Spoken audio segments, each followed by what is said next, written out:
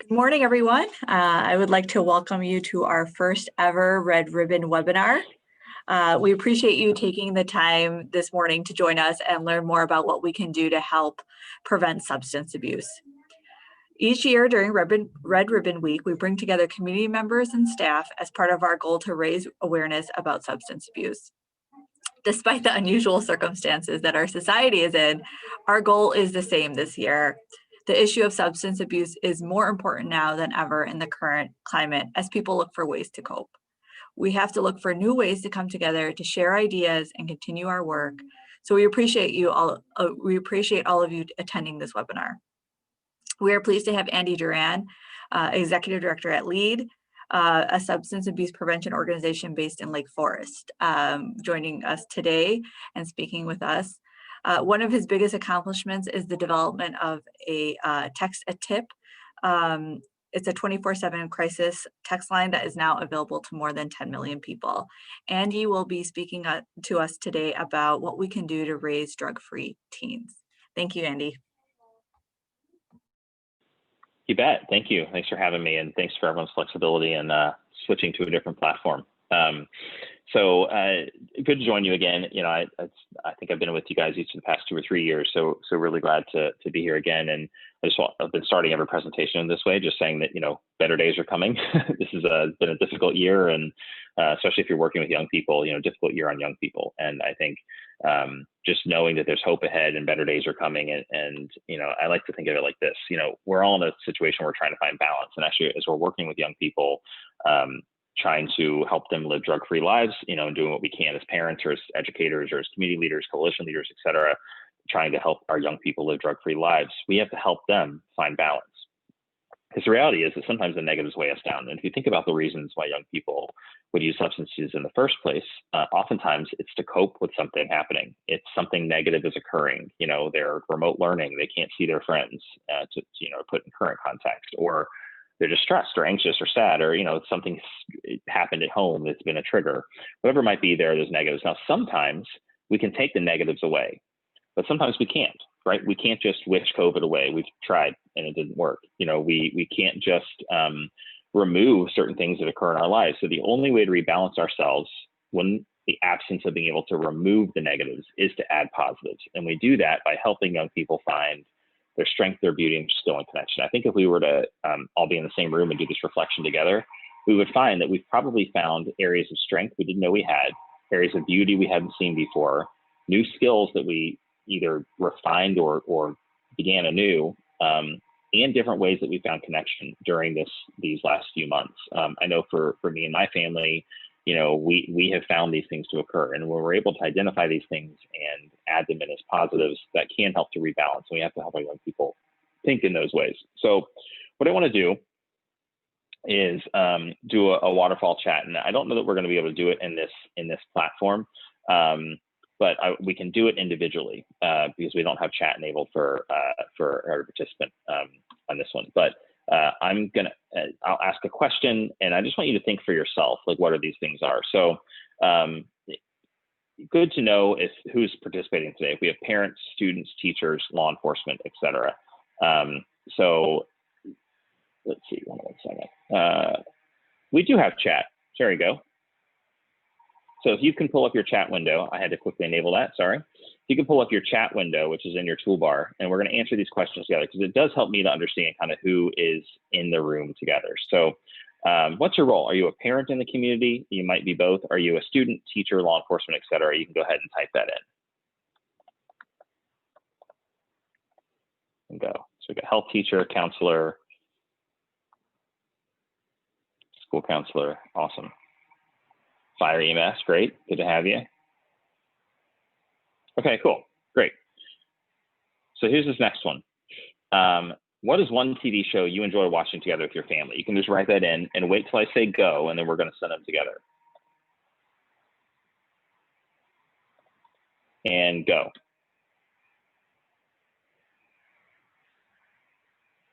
Carmen San Diego, my kids love that, awesome. Lodge 49, never heard of it, sounds fun. I put Survivor, football, nice. Grey's Anatomy, cool. Okay, awesome. All right, next one. What's the most commonly abused drug in America? You can write that in, but don't send it yet.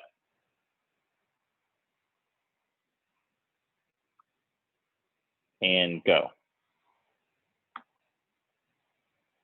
Alcohol, marijuana. Some people don't know. Great, certainly the most commonly abused drug in America is alcohol. Caffeine would be the most used. I don't know that we would define as most abused, but caffeine is definitely a drug and definitely the most used. Alcohol is still number one for the most commonly abused in America. So great. Okay, next one, we're just a couple more. Which first lady, we're going to come back to this, is why I put in here. Which first lady of the United States coined the phrase, just say no? Write it in and then go. Barbara Bush, Nancy Reagan, we're in the right area. Nancy, great. My favorite answer I've ever gotten to this was in a community not far from yours, it was Abigail Adams. It was not her, it was Nancy Reagan, right? And when we think about just saying no, the intent behind that was excellent, it was really, really good. However, it didn't really work, right? And we're gonna talk about why that was a message that didn't specifically work, as we're talking about how to keep drug-free teens. All right, and the last one. Here we go. What percentage of high school students do you think have had one or more drink in an average month? This is based on national survey data. What percentage of high school students do you think have had one or more drinks in an average month? You can do 0 to 100. So type it in, don't send it yet, and go. Okay, so I see a 60%, 50%. Ron says 33%, 62%. So most of us are in the 50s and 60s. Some of us are in the 30s range. Okay. So I'm gonna add one more question to this. What do you think how do you think high schoolers would answer this question? Those of you that work with teens, what do you think they would say? What percentage of their peers have one or more drinks in an average month? So go ahead and put that in and send it. 90, yeah. So we're talking about a much greater number, perceived higher than the actual number. Yes, for sure. So let's think about why that is. So let's look at this for a minute. The actual number, according to national data, and this has been this way for 2 or 3 decades, is about 20 to 25%. But it seems like it's a lot more. So if you took it 20 to 25%, you've got about 2.5 out of 10 people. And if you look at what that means, that's not the majority, right? But think about why it might seem that way, because oftentimes the behavior that we see out of these two stands out, right? For us, like, it's not abnormal. We don't recognize normal behavior. People talk and breathe and walk, and that's normal. But if people are getting up in the middle of a presentation and they're talking on their cell phone or they're walking around, all of a sudden we notice it because it's a unique behavior, right? So sometimes the 2 out of 10 percentage, sometimes these groups will find one another. Think about your high school bathroom when vaping was a larger problem than it is now. Would oftentimes walk into a bathroom, and you're right, there might be 7 out of 8 people in there vaping, right? You hope that's not the case, but many high schools experience that. Sometimes it's law enforcement or deans or somebody, because there's somebody gets caught, so there's attention that's drawn to it, right? But more than anything, this misperception about the number of people that use and the gap in perception between how students perceive it and how we perceive it is really related oftentimes to our language. So I can't tell you the number of times I've been into a school, and I've been in a school assembly, and I've done going to do a keynote on vaping, and a very well-intended dean or principal or somebody will come up on the stage and they'll say, okay, we've got Andy here from LEAD. He's here today to talk to you because all you guys are vaping, and he's going to help you to stop, right? Well, the frightening part of that is I can't do one presentation and don't make people do anything. I can share some facts that maybe will influence behavior over the course of time with other strategies built in, but one presentation is 2,000 students is not going to change behavior, right? But what that does is it normalizes it. It's somebody saying, you guys are all vaping, and he's going to help you to stop, right? So if you're the majority, if you're in the majority and you're not, you're thinking to yourself, as a student, I'm thinking, okay, gosh, more people, I'm now, my dean or my principal are telling me that everybody's doing this, right? I really do need to be in the majority. I really need to do this behavior to fit in the majority. So we don't help with our language sometimes. So we're going to talk more about language. But it's important to know that the majority of teens are drug-free, and we need to send that message because the other message causes more teens to use. So let's look at how that plays out in a community. Parents are very similar, right? I've found, and your community is a high achieving community, a high achieving school, much like where our home base is in Lake Forest, Lake Bluff. And here's what I've learned about parents. And I don't know if I shared this in the past, but I'm going to share it again because I think it's important. Oftentimes communities are made up of three groups of adults, right? There's group one. The outside influence doesn't matter. They have their minds made up. This is a group of people who, are complicit with the underage drinking, will let their kids drink, will let their kids' peers come over. They want to be the cool parents. Nothing you do or I do or any of us do is going to change that. They've made their decision. They think it's part of the college preparation process. You train your kids to drink just like you would train them for, healthy habits, right? We've probably all heard these conversations. So this is group one. I believe it's a small group. It's not the majority, but they tend to be pretty loud. And that's not judgment. This is just what I've heard in communities. Tend to be pretty loud. Like, yeah, it's my right as a parent to let my kids drink and teach them how to do it. And that's what we're going to do.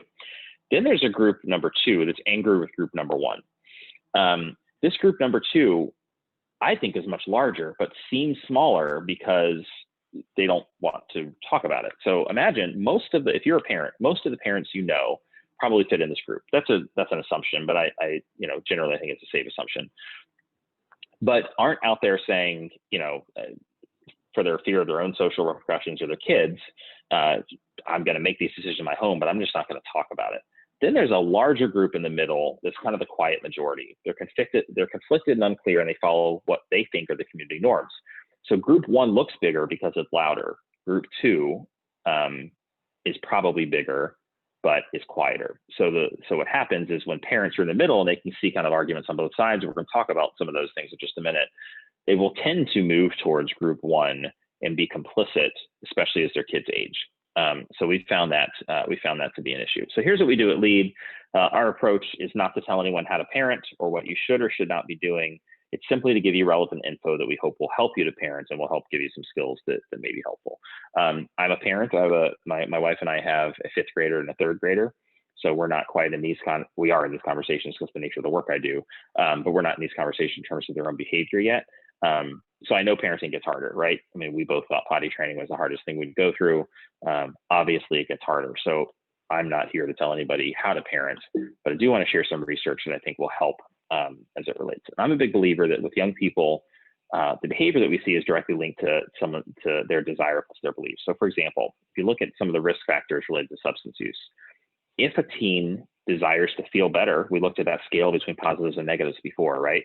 If a teen is having something negative going on and they're desiring that to go away, they know that alcohol and nicotine and marijuana and some of those things can be quick fixes to that. You can feel better in the moment after you've used in the moment before, especially if you're dealing with some underlying, less than normal feelings. Couple that with a belief that their parents are complicit with it, a belief that everybody's doing it, a belief that nobody cares if they do it, a belief that things are not harmful, that substances are not harmful. You couple these together and you got a perfect storm for engaging that behavior, right? So we have to do a good job to make sure that we are curbing desire by helping students achieve natural highs, by teaching them coping mechanisms, by teaching them skills that will help get through the natural, by being vulnerable ourselves and saying that, these things that we're feeling right now are normal and okay, and we got to learn how to deal with them. And by enforcing the right beliefs that drugs are not without harm. I think some of us are afraid to tell students that sometimes. We need to make sure that we talk about that, that we, as parents or as school, that we're not going to tolerate the behavior and kind of what that means. So we have to build up the beliefs and to build up, other ways to cope with what's going on. So let's throw it back for just a minute and turn back the clock. Here's how conversations oftentimes looked, or still maybe do look in some homes. How to talk to your kids about drinking. Right. So I got this image in black and white for a reason. It's two parents on one side of the table pointing at their son or daughter saying, we're going to have this conversation right now about drinking. Now, well-intended, right? Parents talking about what their perception is, which we know influences in teen behavior. But there's a problem with the way this is framed, right? Because it goes back into this. Here's Nancy talking about just say no. Again, awesome intent. And wouldn't it be great if that was easy, right? So if that were the case, it's the end. It's that easy. Why are we having this conversation in 2020, right? Well, because we haven't framed the conversations correctly. Because it's not just as easy as just saying no. If it was that easy, nobody would get involved in the first place, right? So we need to change the conversation, how to talk with, so that you and they are equally invested, not to, but with your teens, because they're not just kids, they're soon to be adults, about drinking. And teens, how to talk with your parents, who were formerly teens, believe it or not, about alcohol, tobacco, and other drugs, right? So it's a conversation with. This is not one of those things where we want to be helping parents to say, okay, at 5 o'clock on Thursday evening, we're going to sit down at the kitchen table and talk about drugs. This has to be more organically put into kind of the life and of a family unit, of a school, et cetera, of a community.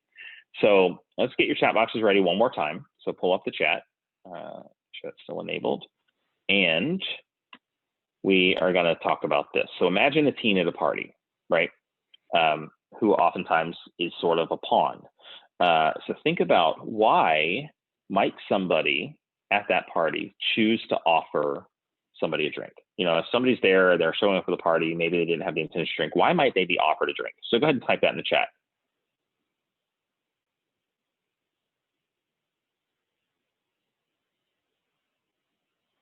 Or put yourself in the situation. Why would somebody offer you a drink?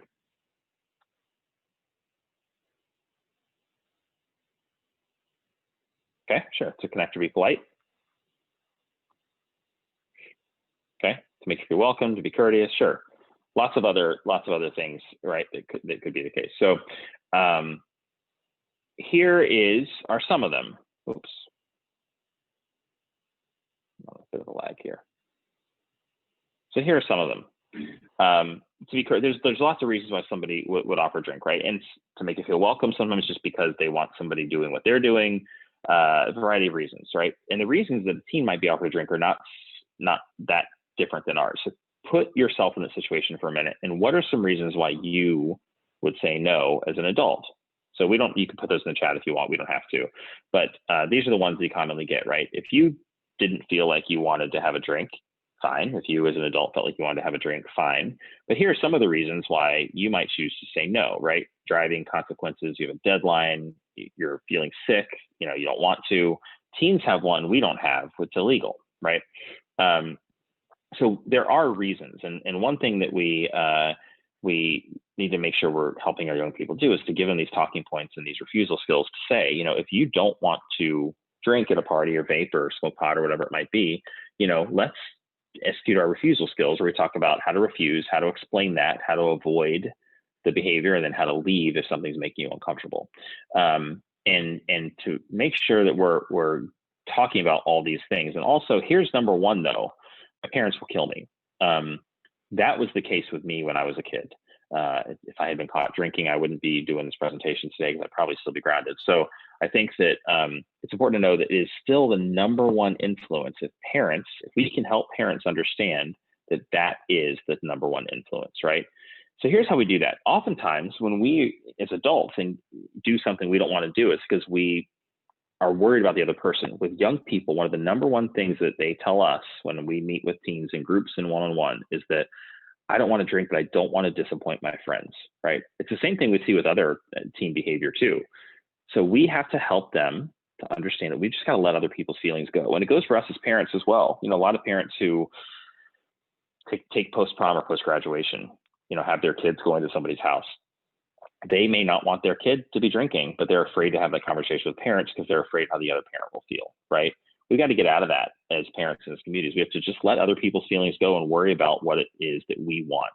Come up with a plan, have an exit strategy, and then to be firm. So as parents, it's important that we help our kids say, it doesn't matter what the other person wants. You have to decide what you want for your life.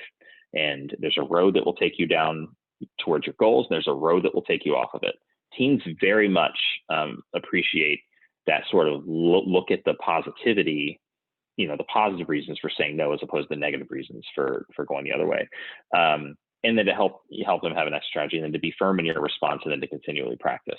So I talked about this refuse, explain, avoid, leave. It's something that we talk about all the time, but it's also not that easy because there's other questions to consider. So here's things that we hear parents say, or questions communities are struggling with. So what do I say to other parents who host at their house? I did it when I was a kid. Why can't they?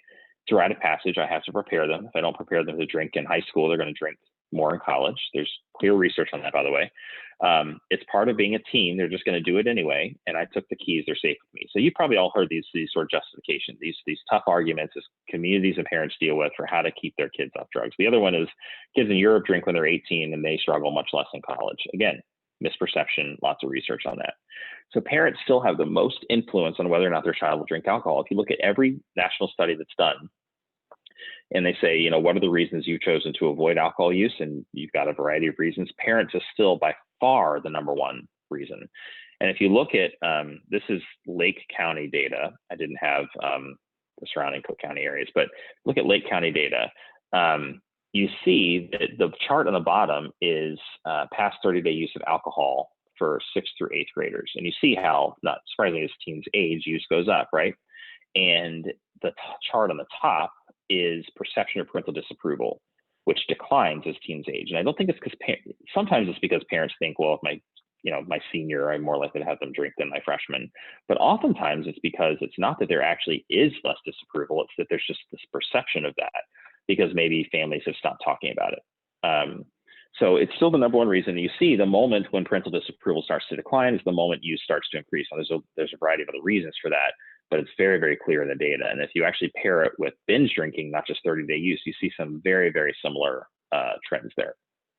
So William DeYoung is somebody I have a great deal of respect for. He's a renowned alcohol policy expert from Boston U. And here's what he says. One of the things we know is that parents who allow their kids to drink at home actually stimulate the kids to drink more overall than parents who don't encourage their kids to drink at home. Those kids drink higher amounts, they drink more frequently, they experience more negative alcohol-related consequences. Rather than the kids getting the message that there's a way to drink responsibly, they take away the message that mom and dad don't care if I drink. So when they're out in social setting, they're inclined to drink more. So think about, a teen that's made it all the way through their junior year, spring of their junior year, without engaging in any alcohol use. And all of a sudden they get invited to prom, and all of a sudden they're allowed to go to a post-prom party, and or their parents are like, okay, prom night you can drink, but then that's it, right? There's a lot of parents that do this. What happens is the teens will say, okay, well, if I'm at home, it's safe, or my parents say it's okay, then it's safe, or there's a way to do it responsibly. What they actually say is, well, they don't actually care if I drink as long as I don't go too overboard. So they're actually more inclined the next time they're out in a social situation outside of when their parents said it was okay to drink more, right? So there's studies that have been done on that.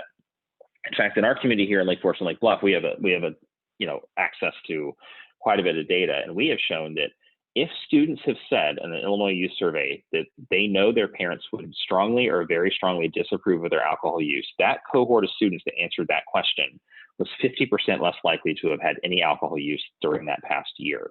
So it just shows that, local data, state data, national data shows that parents still have the number one influence. We as leaders have to make sure that our parents know this and are equipped to have these conversations. So let's look at a couple of these questions. Oftentimes we hear that, kids in Europe drink when they're 18 and they have less issues in college, and that it's a rite of passage, just like we prepare them for studying and self-care, we prepare them for drinking so that when they get to college and they're independent, they can experience it. So University of Oxford did a study on this, and they looked at countries where the legal drinking and purchase age is 18 versus where the legal drinking age and purchase was 21. And they studied just college freshmen. And what they found was that freshmen in college in the UK students who went to a UK college, it was actually just, I think it was just actually University of Oxford students, 47.5 of those freshman students had an episode of binge drinking in the past 2 weeks. 34.2 of the United States students who were attending college in the UK, who came from the US where the drinking age was 21, right? So students who came from a country where the drinking age was 18 and perhaps where maybe more alcohol became more normalized because it was more legal for them and more accessible, drank more as freshmen in college.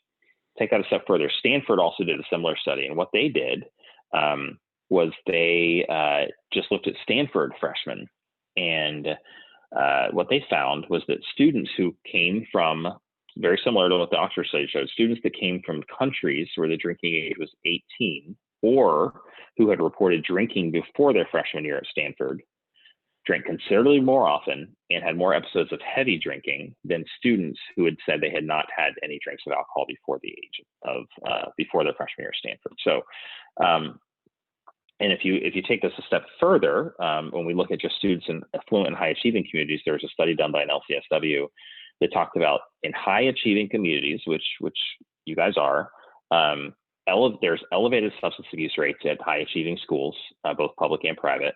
There's an increased likelihood of intoxication, not just a sip or two, but intoxication and the use of other illicit drugs. And a lifetime diagnosis of substance use disorder is 2 to 3 times higher than the national average. We have to be aware of that, and parents have to be aware of this research that exists that shows that if we live in places like Lyons Township, we live in places like Lake Forest and Lake Bluff, and we live in some of these higher achieving communities, then we have to know our students from communities like this are 2 to 3 times more likely to have a lifetime diagnosis of some substance use disorder. That's important to know, and oftentimes it's because of what happens when they're younger. So here's a question: did rules set by parents early on have an influence on young adult substance use? What they found was that student attitude and expectations were protective, and stringent attitude and expectations were a protective influence on substance use in the household. This is verified by the data we looked at too. Students whose parents endorsed a harm reduction message, meaning that, you can drink as long as I have the keys, or you can drink as long as you don't drive, or you can drink as long as you're with me. Those students who had endorsed harm reduction messages consumed 150% more alcohol than students who received no message. Not just saying that 150% more alcohol than students who received the prevention message, but it's better to say absolutely nothing than to let there be this harm reduction approach to parenting. So here's Bill again. Rather than the kids getting the message that there's a way to drink responsibly, they take away the message that mom and dad don't care if I drink, so they're inclined to drink more. So I just want to highlight that again. Let's hit a couple more of these. And these are hard questions to answer, and I know as a parent I'm going to have to deal with these too. What do I say to other parents who host at their house? Or I took the keys, they're safe with me, or I did it, what's the big deal? Why can't they? So here's the thing. This old message of this is your brain on drugs doesn't work because it leaves you with a lot of questions, right? So we have to sort of change the message. We have to change our own language and behavior. So let's look at these, and we have to find out what works for our families. So here's one way we do that. I've been guilty of this too, telling my wife, gosh, it's been a long day, I need a glass of wine, right? That may be true. But what happens is nothing wrong with having a glass of wine at the end of a long day if you're 21 and can drink responsibly. In fact, responsible drinking as an adult is a protective factor for youth having a responsible relationship with alcohol when they're an adult. But here's what teens think when they hear this message. Okay, if it's been a long day or you're stressed out, wine is the answer, right? So nothing wrong with that, but just changing our language around it is important. Not even having to change the behavior, just changing our language. So another example is something I experienced with my own kids, taking them to like a birthday party on a Saturday morning, of course, not during COVID, but prior to that, I would take my kids to a party and there'd be, 10 a.m. on a Saturday, there'd be a cooler on one side with juice boxes and water. There'd be a cooler on the other side with beer. Not to say you can't have alcohol or you shouldn't have alcohol at when kids are around. We're not teetotalers or trying to tell people what to do at all. But when it is a kid's birthday party, and it's intended to that, if kids, even at a young age, start to recognize that when you have parties, you have alcohol, why do we think that when they're teens and they have the opportunity that they wouldn't engage in that if we've taught them and conditioned them to believe that, right? So a lot of it's just the way that we've conditioned young people not even thinking about it in our own homes, in our own neighborhoods, and just getting out of that language of behavior and really being intentional about our decisions. I would have never thought about this before I was in this job, by the way, but then you notice a lot more things. So this is a change in language, and this leads to a change in behavior. So let's look at each of these individually. This first one, what do I say to parents who host at their house? Remember I talked before about let the other people's feelings go, right?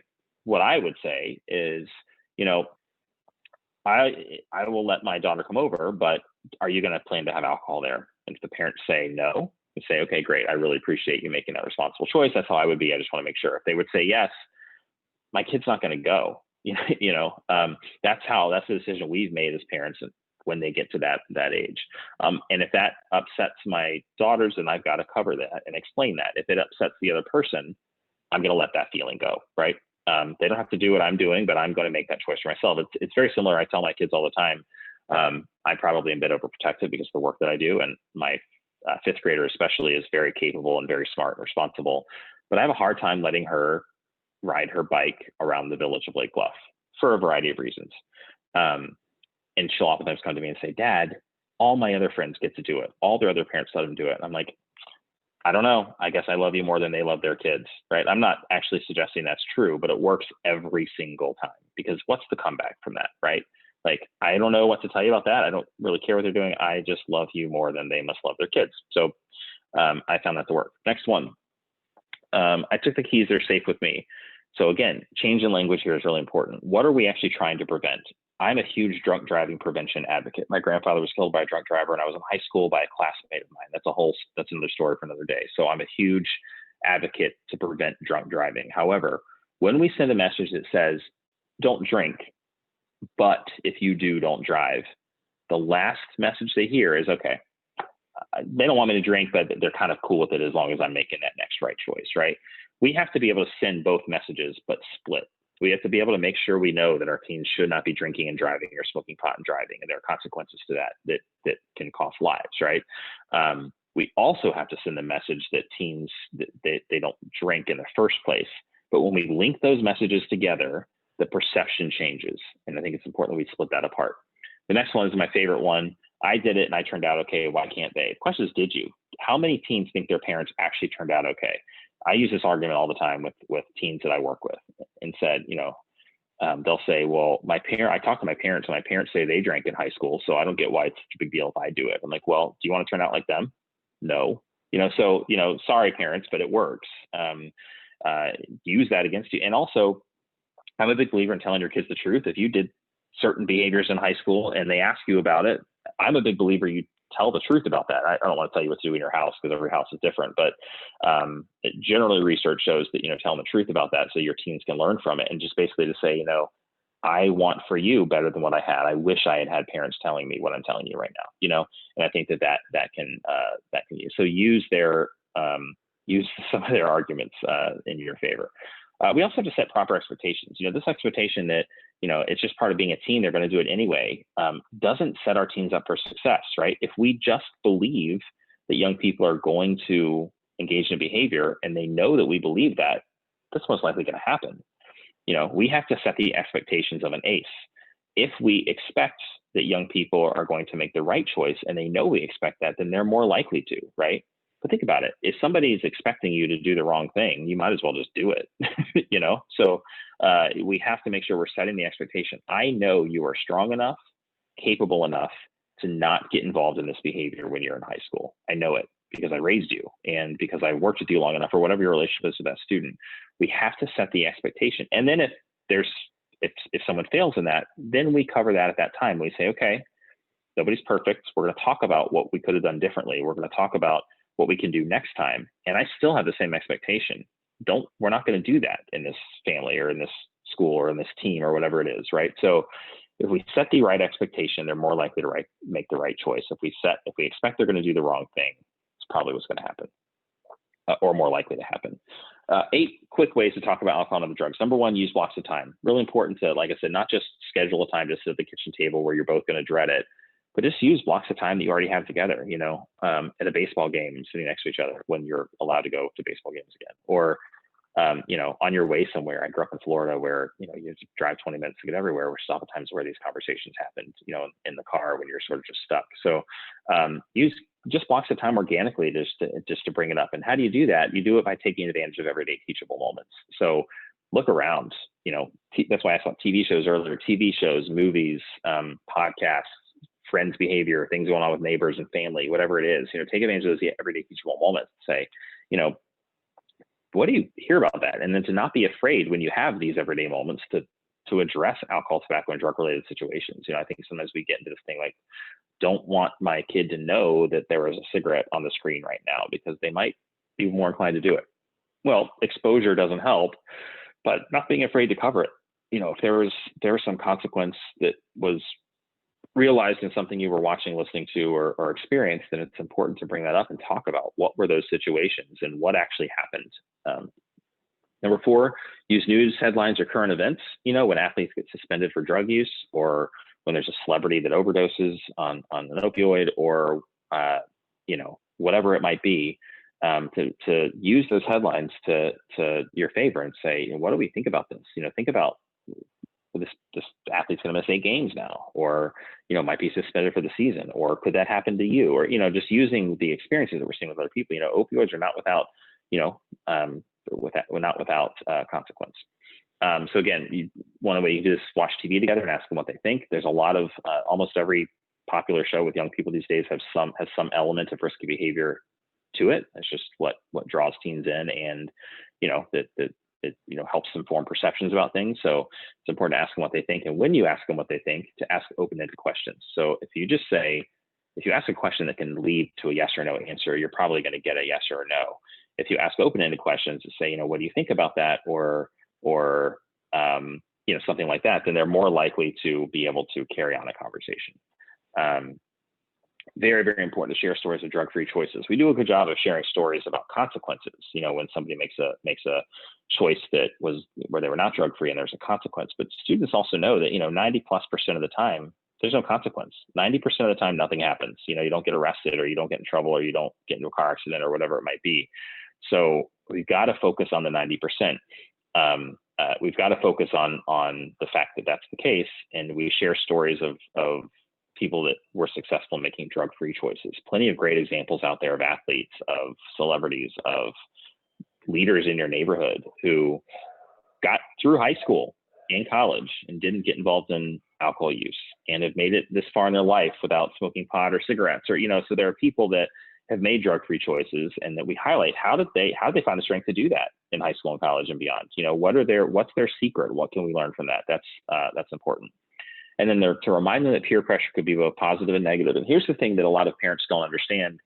Well, students will tell you in most schools, I can't speak specifically to this in Lyons Township High School, but in most schools we've been in Chicago and beyond, most teens say that their peers respect the no. So if they're at a party, someone offers them a drink for some of those reasons we talked about before, and the student is able to execute their refusal skills and say no for whatever reason, then most of the time in most peer groups, the people are like, okay, that's cool. Well, it's here if you want it, and it stops. Now, that's not the case everywhere. There's outliers to that.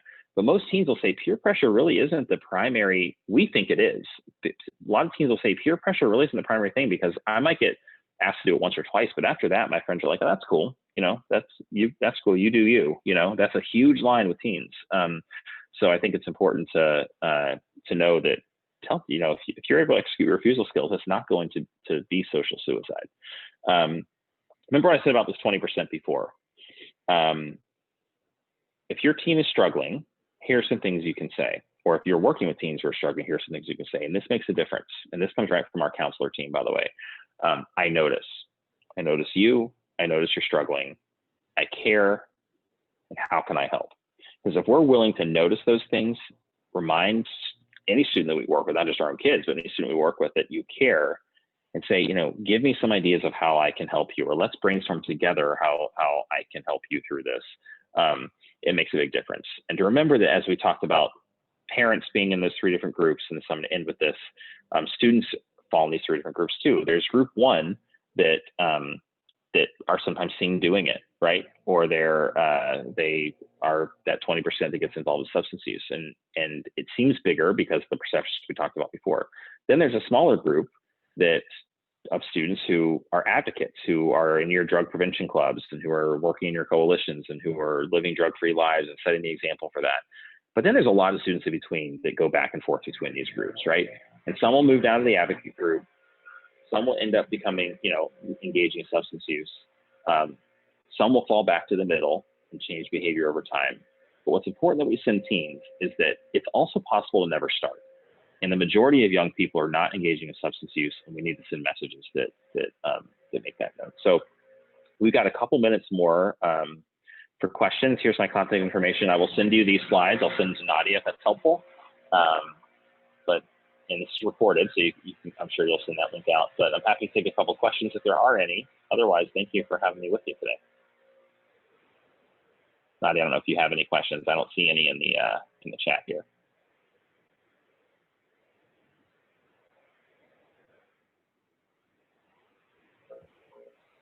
Yeah, I don't see any questions at all. Okay.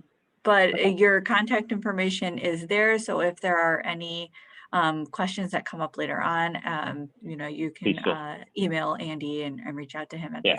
this contact information. Thank you, Andy, for taking the. There's one question. Can you encourage people to join our coalition? Yes. Yes. So I love the Lyons Township. I love your coalition for drug-free Lyons Township. I've done a lot of work with you guys over the years, just these Red Ribbon breakfasts, but also some planning and strategic planning. You guys do great work. Probably the best coalition I know that doesn't have a DFC grant. The amount of things you guys do are really incredible. So if you have not had a chance to join the coalition or know, you know, talk to Nadia, talk to Ron, who's on this call, Ron Melka. Really some great things you guys do that makes a big difference in your community. So and if you don't have contact, feel free to reach out to me and I can put you in touch with them as well. Although I'm sure you have the contact. But oftentimes our Ron and Cynthia and other people involved in the coalition have been in our office many times, you know, doing statewide planning for things, and have a great deal of respect for the work you guys do in your community already. So a lot of this is preaching to the choir today. I know that, but keep up the good work. So I don't think I have anything else. Okay. Thank you so much, well, thank Andy. You very much. Thank you thank you to all of our participants for joining us this morning. We appreciate you attending and supporting our efforts to reduce substance abuse and create a healthy community. So thank you again. Have a great day, everyone. You too. Bye.